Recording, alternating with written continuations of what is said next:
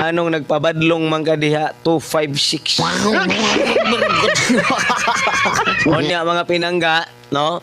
Ang atong 890 di na ni kakumpiyansaan pero pang alas 2 lang sa ato karon mga higala, no? Ang atong pang alas 2 karon 623 623 623 623 mga higala.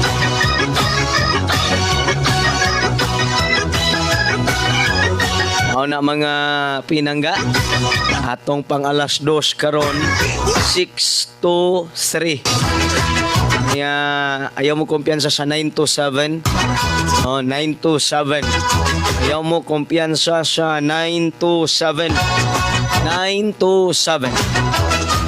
Salamat inyong tanan mga kahigalaan sa inyong kanunay nga pagpaminaw mga pinangga.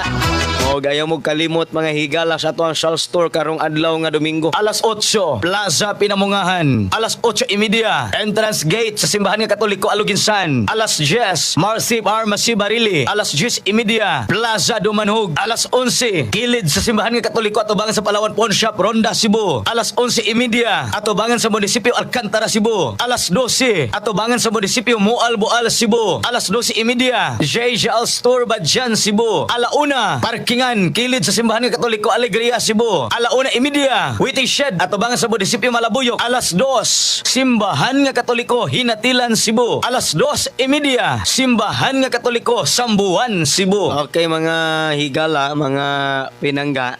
So mauna unya di ako'y habol diha ninyo kining 178 basin mo balik niya mga kahigalaan kining 178 ha basin og mo balik balikan lang gid nato no mga pinangga.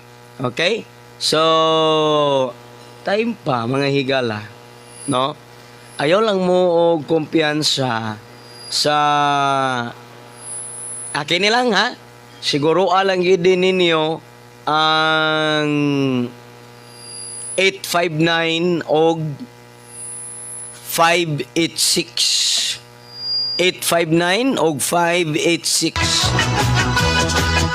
Salamat. God is good all the time. Whatever happens, life must go on. Always remember, always smile. Kailan yung tatang Melchor, ibilin ko kaninyo kiningabayan sa pag-alagad. Magnilumbay kita sa pagpaubos, kay bula na magpaubos, kay siya ipataas. Alaot ang magpataas, kay siya ipaubos. Ang buutan o bang gibuhaton nga sulugoon, mubuhat bisan wala diha iyang agalon. Hangtod sa sunod gayon, daghang salamat sa inyong pagpaminaw.